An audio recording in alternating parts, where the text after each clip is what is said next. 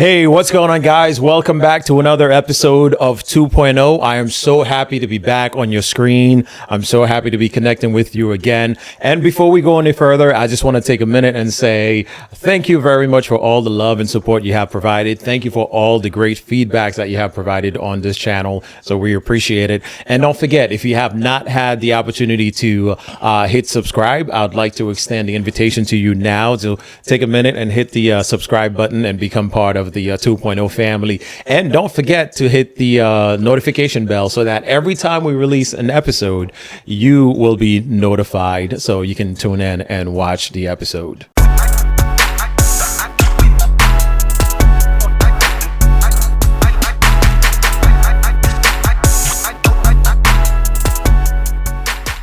Well, last month, the month of June, as you know, was Men's Mental Health Month.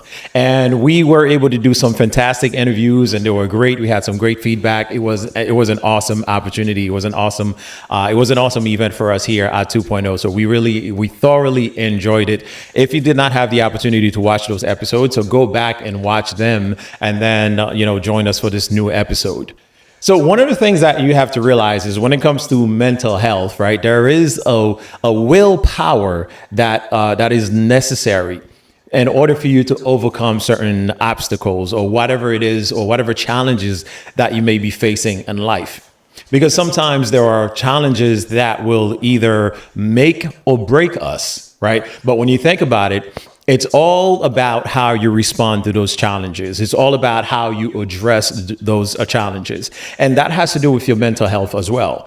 And that is why I am so happy to have a guest in our studio today. And when you hear his story, you would really notice that there was a willpower that allowed him to make that turnaround, that allowed him to go through that transition and become a better version of himself. And again, it takes some willpower, and you would really hear that once you start hearing his story today. So it is my pleasure to introduce our guest today. So Glashaw, welcome to 2.0, man. How you doing?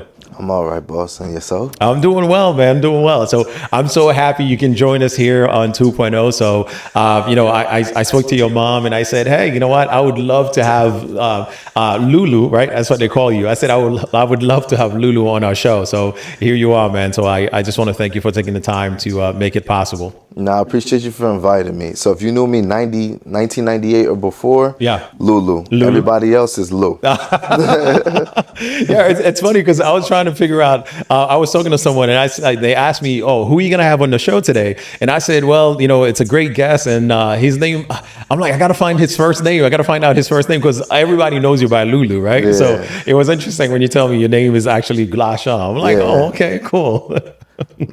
Yeah. But yeah, man, thanks for being here. So no, for sure. Thanks for having me. So why don't you just go ahead and tell us a little bit about yourself before we dive into the full story? All right. Well, I just turned 34, June 9th, Gemini. Nice. So yeah, I'm the second of five. I'm first generation. My mother and my father moved to the States and had had us in the 90s.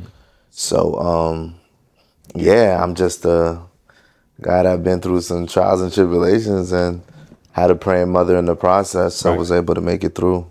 Yeah, awesome. Praying mother is the key, man, because I know your mother. She is a woman of prayer. She's a warrior, man. She is a warrior. And it's funny, like one of our, our guys here on the team, when he met you, he said, your mother is like a second mother to him. Yeah. And it's the same thing to me. Like, actually, that's how I call your mom. I refer to her as mommy, Yeah. because she's, she's such a great woman. She's such an example in our church. So, we appreciate her. Yeah, that's her mentality. She's like a very, very giving person to where we got to tell her to chill out. Yeah. So Yeah, she has a great heart, man. She has a great heart. But yeah, let's dive into it, man. So I know you've had some challenges in your life and things like that, and I'm happy to see what you're doing now, right? The all of the endeavors that you have undertaken. So it's great to see that. And as I was saying in the introduction, people do come across challenges and obstacles, right? But I believe it's a matter of willpower, and it's a matter of your attitude towards how you handle and you process all of those situations, because there are certain challenges that you would face. It could either make you or break you, right? It all depends on how you address it or what you choose to do with that situation. So people can look at it as more like it's look at the obstacle as it's a challenge, or other people look at it as an opportunity for them to grow and become a better version of themselves. I think the reason I go about things the way I go about it is the way I was raised by my mother. My father wasn't there for a period of time, so I was more the head, so to speak. My mom put me in position to be that person. Right. So when it came to obstacles, my mentality is that as a man, for obstacles, we solve problems. We don't talk about them. No. We just get it done. So I've made decisions in my life that I had to deal with the consequences, given that I was incarcerated twice.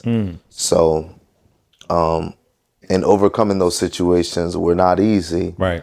And they always say, like, for prison time, to do the time, don't let the time do you.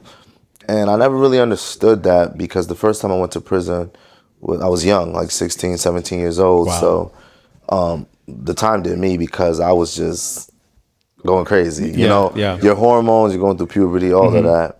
But this time I felt like in the time that I did, I educated myself with self-help books. Okay. I got closer to God, got more into my word.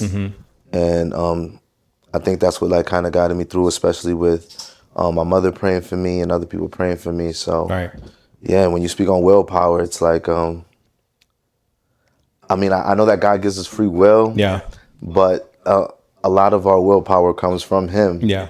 So you just have to be able to use that in the proper way. Yeah, definitely. So you were 16 when you were incarcerated the first time. The first time, yeah, because I turned 17 and 18 in prison. Oh, wow. Yeah. So you were only there for what, 2 years? 2 years, yeah. Okay.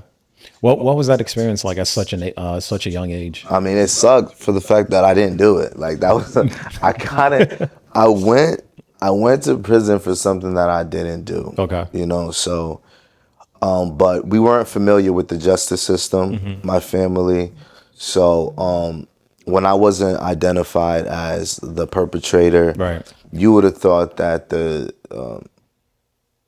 city, being what it was, would say, okay, well, let him go. But Right. no, and in return, they charged me as an adult. They didn't allow me to use, like, my public defender didn't even tell me about programs that wow. were available. So you have your YO, which is called a youthful offender. Okay. So basically, they'll charge you as a youth so that once the case is over, it's not on your record. Oh, I see. They didn't give me that. And then they got AR, which is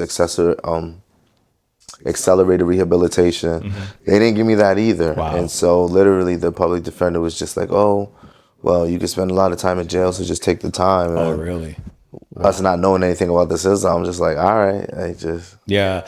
And it's crazy to hear this, right? Because sometimes when you're watching TV, you hear them make reference to the public defender, because their caseload is just like, overbearing. Ridiculous, yeah. At times. So sometimes they really don't take the time to properly represent their client. So for them, they just want to close cases, right? Right. So whatever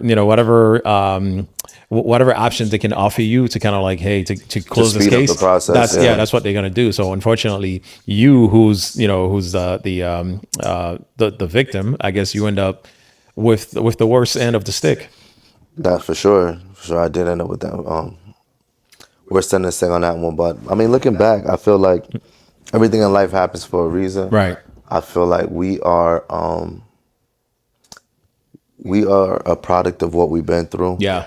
So I think that everything happens for a reason. Has my path been great? No, but I guess it's for a reason, right? Yeah. Yeah. Got you. So thinking back, when you were 16, 17, when you were incarcerated the first time, like what was, what did that experience teach you? Ah, I don't think it's like, okay, so keep in mind, this is like, I'm in a prison with 14 to 21-year olds. Right. All right. The 14 and the 15-year olds, they're in a separate part of the prison, but they still go to school with us and all of that. Right. At that time, it wasn't, it was survival. That was probably the worst prison I've been in, is the youth prison, Wow. because everyone is unstable. Everyone's going through their own things. When dealing with kids, COs don't have that certain level of respect as when you're talking to a man. Right. So it's like you're constantly getting belittled, getting berated. Yeah, it wasn't great. Yeah. It wasn't great. So everything you heard about prison with like people getting like beat up and even somebody got raped and that, yeah, it was like, it was in a youth prison. It was. And then you noticed in prison, so in youth prisons, in the prison system in general, it's a lot of people with mental health issues. And that's not addressed. Okay. That's not addressed. It's so it looked like a whole bunch of kids just going through it, when in reality, like, you have kids that are really mental, but they put them in regular population because they weren't diagnosed with anything in the world, Wow. because their mother was either a dope fiend or a crackhead or whatever the case may be, and they never sought treatment or anything like that. Wow. Not to mention, if you come from the islands, we didn't believe in mental health. Yeah, That issues, wasn't a thing. That wasn't a thing. That was just the devil. Right. Exactly. That was just the devil. So Yeah. Wow. so I mean, honestly, it was just survival. So I wouldn't say I learned anything from that, because I didn't take advantage of my time there. I did the programs I had to do in order to, try to get out earlier. Right. But in terms of the lesson was just how to survive. Gotcha. I guess I learned paranoia. Wow. That is crazy. Now, going back to the first time you got incarcerated, you said you were 16 and it was for something you did not do. Right. How did that come about? Okay, so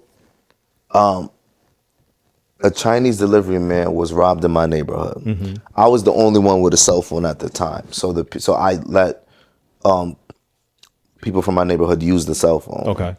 They called the Chinese delivery man. They ended up robbing him, and it linked back to me. Yeah, because the call came from your phone. The call came back to me. So in a way, I can't say I didn't do it, because the charge is conspiracy. I mean, they did charge me with robbery and conspiracy as if I was a part of it. I'm like, they could have changed that up, but conspiracy would be a part of it, given that my phone was used. Yeah. You get what I'm saying? But one thing is that I didn't act in it, nor did I know that was going to go happen. So Right. it is what it is. Gotcha. And unfortunately, you ended up serving 2 years for that. Yeah, the people that actually robbed them. So what happened is the state allowed them, as long as they cooperated and said I was a part of it. Yeah. They got probation and I got prison time. But if I were to be the one to put them out, Yeah.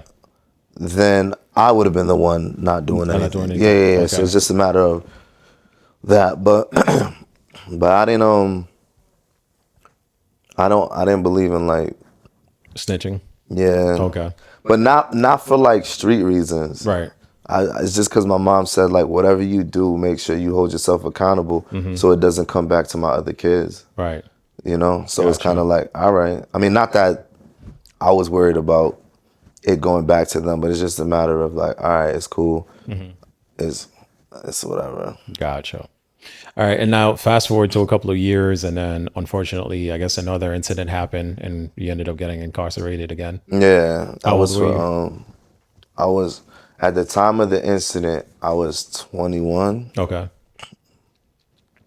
I got incarcerated when I was 23 to 29. Okay. How much time did you get? I ended up getting 7. So what happened is my offer was 35 years, accept or reject. right? And so I rejected it, ended up having to go to trial. Okay. So while I was picking jury, the eyewitness that said that he pushed this girl to the ground to protect her from me shooting, the girl herself wrote a statement saying that guy never pushed me to the ground, and from where the shooting was coming from, it was pitch black. You couldn't see anything. Wow. So now that changed the dynamic of the case. Right. So the judge was like, "All right, prosecution, you guys, we're not going to trial with this. Like, you guys got to figure Yeah. something Figure it out. out. Yeah, Yeah. you got to figure it out." And so they took that offer off the table. They said 12. I was down 4 years already. I told my lawyer, "Yo, just say 5 so I could just take this to the door." Okay. And then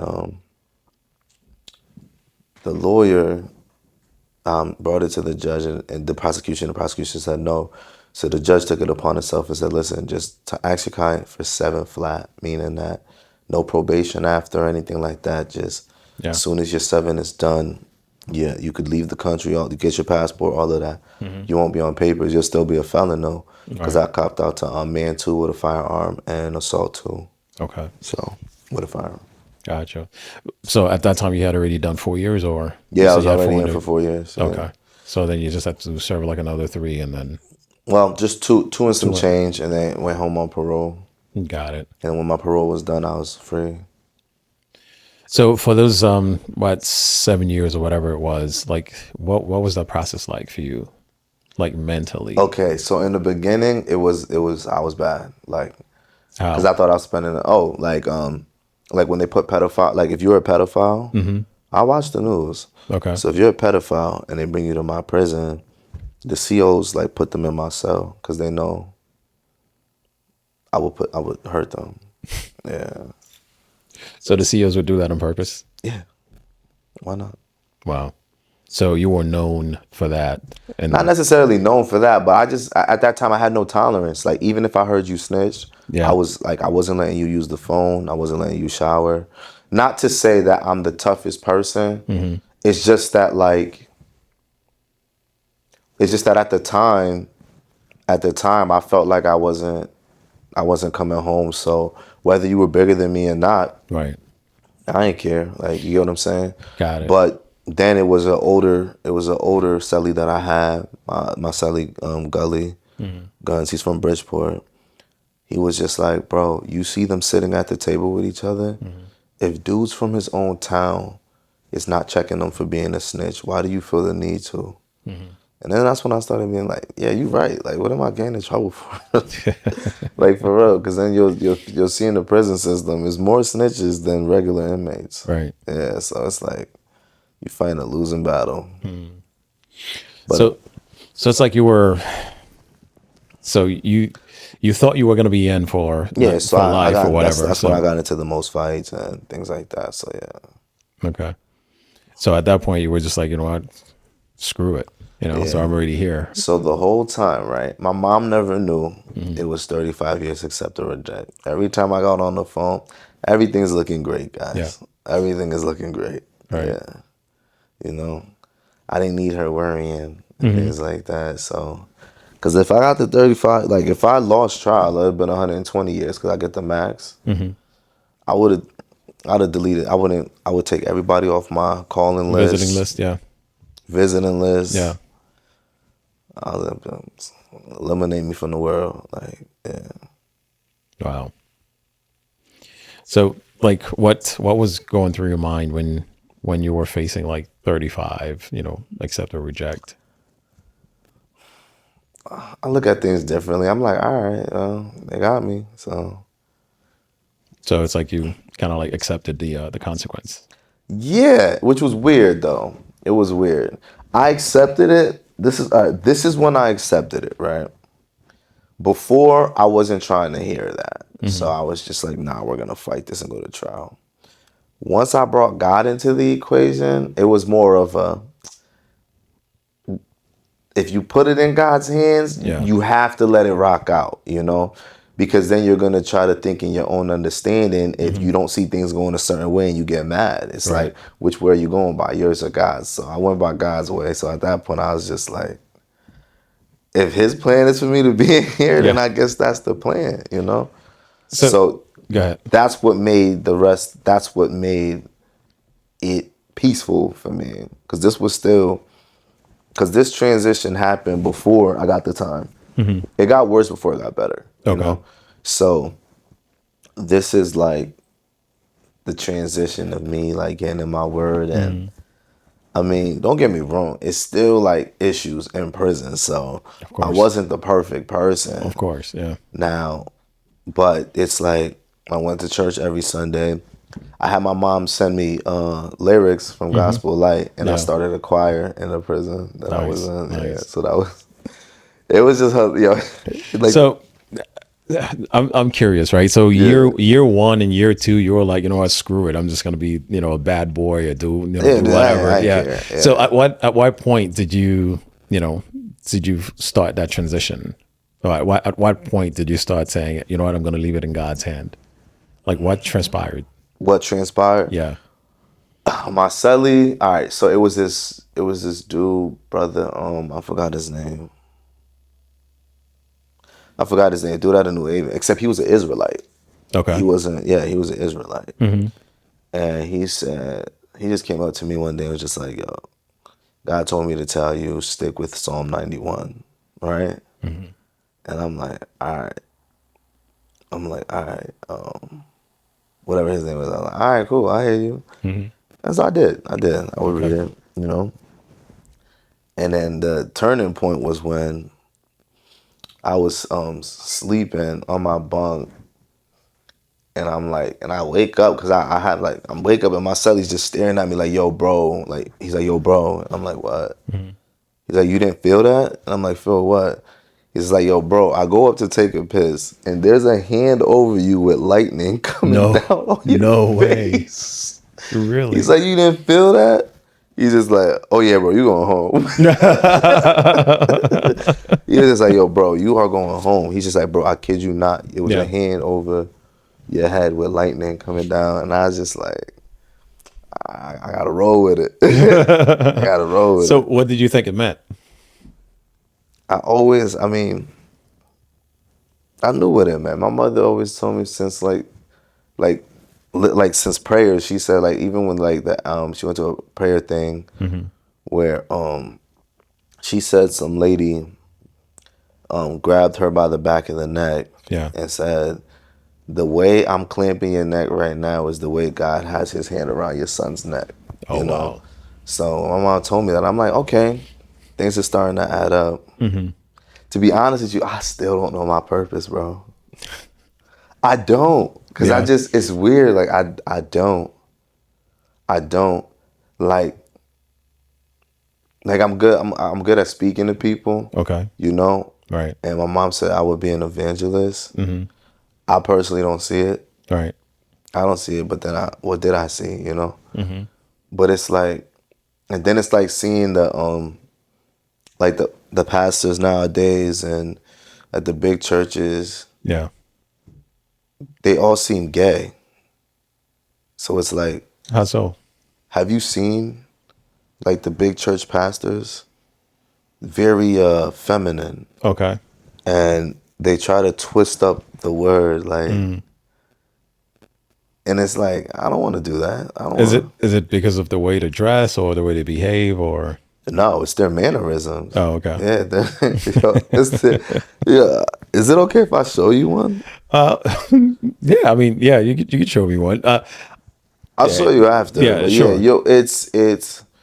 I watch debates a lot, Okay. and I see how you would have Charlie Kirk. He's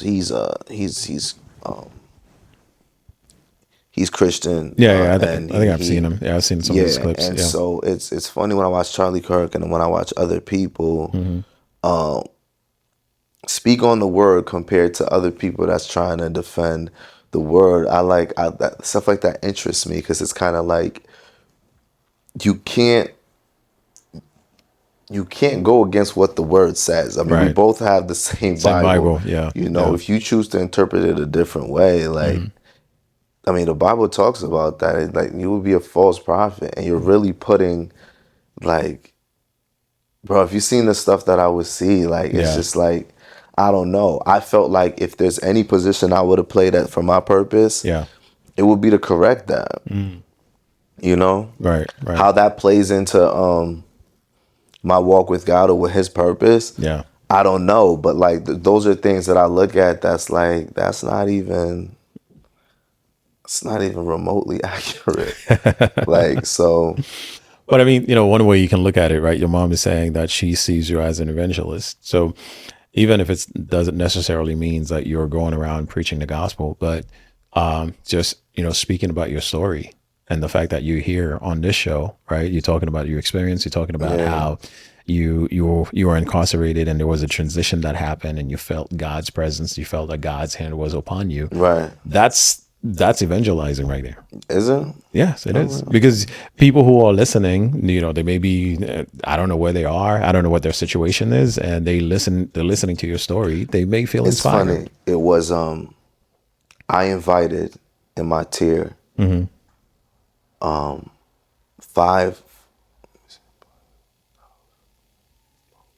five individuals I invited to my tier to church, right?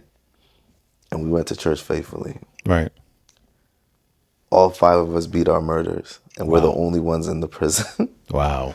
That beat those murders. Yeah. That's crazy. Yeah. So let me take you back to that night when your cellmate woke you up and say, "Hey, did you feel?" And that was during the day. Oh, that was during the day. So you were taking a nap. Yeah. Okay. So from that point on, like, walk me through the rest of your time there. So what happened? Okay. Well, I was I did my afternoon prayer. That's the Haitian in me. I did my afternoon prayer. But now it like meant something. So I used to read Psalm 51 because my mom, listen, my friends used to be like before we would go out, my friends used to be like, "Lou, we're not trying to go to your house." I'm like, "Well, what's up?" They'll pray over you. Because your mom's gonna make us read Psalm 51 and ask us questions. And do a quick Bible study before She you does, go. though. No, she does. Yeah, everyone was respectful. We did it though. If you wanted to go out, that's what you got to do. Like everybody getting dressed. And it's crazy because like we're like drinking and my mom is knocking on the door, so we hide in the Bibles and stuff. And my mom's just like, I just wanted to do a quick Bible study with you. Yeah. We're like, right now? Some of us already, like, we're already drunk, so we're trying to, like, right, yeah, that's right. Like, okay. And then, my mom would bring Psalm 51.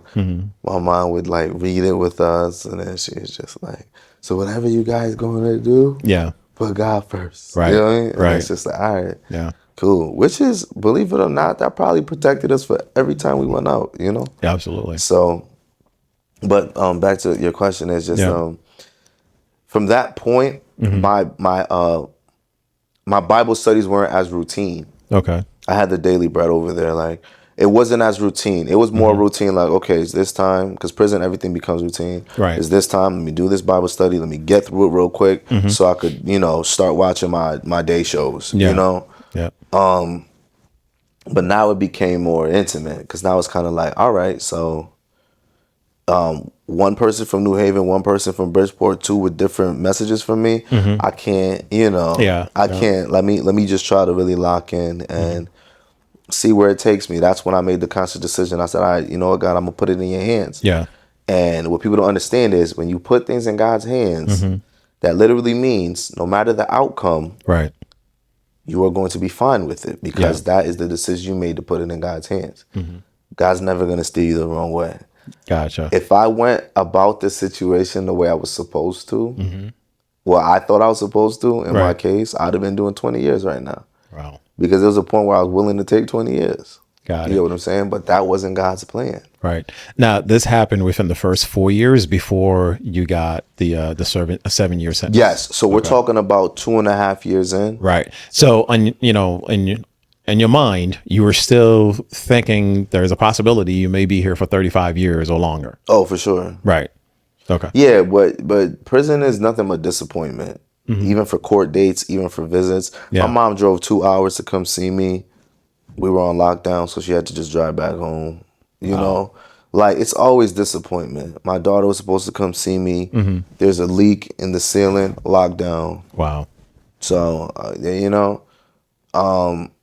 so for me, it's like I thought it was the rest of my life in prison up until the day like I got sentenced. Other than that, Yeah. you always, it's worst case scenario, bro. Gotcha. Yeah. Gotcha. All right. So now you're focusing on, Psalm 51 and, you going to church regularly. Yeah. So now you started, leaving it into God's hands. Yeah. So what happened next? Well, that's when it came time that they called me back to court for me to start picking jury. And that's what the situation transpired with the girl. Right. And so that was a shock because the whole 4 years we were looking for this girl.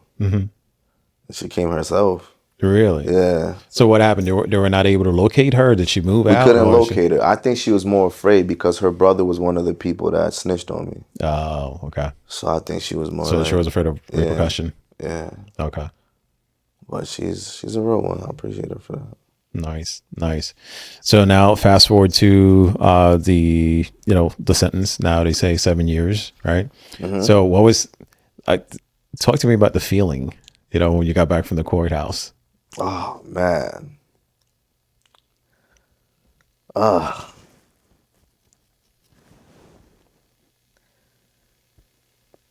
It was bittersweet. How so? The bitter part being that I knew me and human nature. Once God bless us, we be forgetting about him. Yo, Yeah. So I'm just like, you know what? Just make sure to just stay consistent and things like that. But I slipped up a few times, like, after that because Yeah. I didn't have that hold over my head. You get what I'm saying? But Yeah. I definitely still kept in my word. Right. But it wasn't as, it went back to routine. Yeah. So it wasn't as vigorous as the first time. Right, Yeah. right. And then the new prison that I was in, they didn't have church services. So it was kind of like, So you got transferred to a different prison. right. Okay. I got transferred to a different prison, yep. And so it was sweet though, because it's like knowing, believe it or not though, when you know you're going home, time Yeah. slows up. When you don't know, Yeah. 2 years could go by like this. Right. Because you're not focusing on the time. You don't care about the time. Right. The only thing that I worried about was watching my shows and knowing, I can't wait for next week for the next episode. Yeah. Yeah. Then when you look at time that way, Yeah.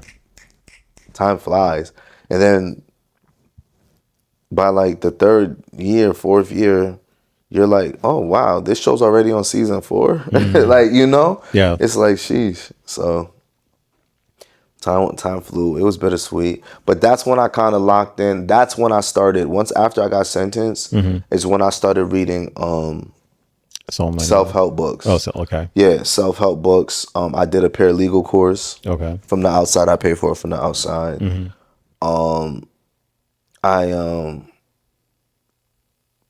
I have a cologne collection. Okay. And that's strictly because of prison. Because I used to have them send me GQ magazines. Okay. And I'd rip out the cologne and just rub it on my yeah. So and that got me into watches and GQ. I looked into fashion, Right. to see, because I decided like I wanted to be on my grown man. Okay. Yeah. So I just started looking at things differently, started making plans of what I'm going to do when I get home. But research in prison sucks. Right. Because right here we have access to the internet. Anything changes, we have access to it. Yeah. Over there, I'm making phone calls and then information could change in an hour. I wouldn't know till the next week. Yeah. So. Gotcha. So let me take you back to the about 2.5 years in when you started making that transition, right? When you started dedicating your life to God's word and reading and praying more often, how was that change received among your peers? Like, I'm sure, like you said, even some of the guards, like when they bring in like the pedophiles, they put them in your cell. Well, they didn't. I mean, by the grace of God, no, pedophile. They just stopped bringing the pedophiles to that prison because the prison kept getting sued. Wow. Yeah. Right. So. But I'm sure your peers started noticing the change. Yeah, but believe it or not, like when you're in a place like that, that's probably the most you'll see people go to their higher power. So people joined. Yeah, people joined. Okay. Believe it or not, you not being in a religious group, you're an outcast. Really? Yes. Okay. But did as being in a religious group like minimizes the violence that goes on, or it doesn't? Yeah. So we have order. When you're in a religious group, it's just order. Okay. Only the violence that comes is through the violence that comes is mostly through things from the street coming into the prison. You Okay. know, and then other times it's just that like I say to people, people are always like at the door talking to each other through the doors. That's the number one way for a problem to start. You're gonna say something that offends somebody, Yeah. and they're gonna sit and stew on it. And by the time we go out for rec, they're ready to fight. You know. Yeah. So it's like it's it's like dealing with children though, because when you're in prison, time freezes. People don't understand that. Yeah. So if you go in at 16, you leaving 16 years old. Right. Mentally, Yeah, emotionally. Yeah. yeah. So I went in 23. I didn't come out 23 though, Right. because I read self-help books. I did a paralegal course. I stayed in my word. I refrained from ignorance. Yeah. So I tried to chill with the older people. But even with the older people, they were ignorant as well sometimes. So it's just a matter of just like talking to my brother over the phone and my friends, Yeah. just positive conversations. And I did a thing where I just didn't say any cuss words.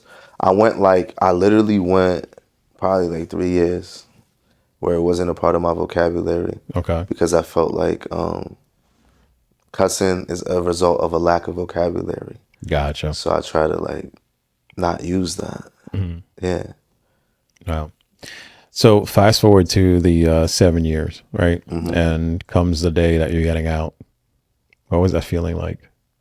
All right, guys, we're going to go ahead and take a break right here, right now. So you can come back next week for the second part of this wonderful interview that we're having, this great conversation that we're having with my friend Loulou, talking about from incarceration to inspiration. So those of you who have gone through a similar situation, I just want to let you know there is hope, okay? So if you listen to Loulou, if you listen to his story, if you listen to what he's gone through, you actually can do the same thing. You can get a job, or you can launch a business, or you can do something, right? So just because you are a felon, it doesn't mean that this is the end of the road for you. So I just want to encourage you today, and I hope you find this conversation very encouraging as well. So don't give up, man. Just hang in there. I know it's difficult.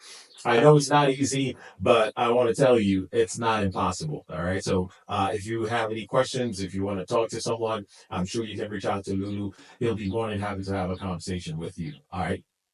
And listen, don't forget, live every day as if it is your last day, because one day it will be. Thanks for watching 2.0. I'll see you next time.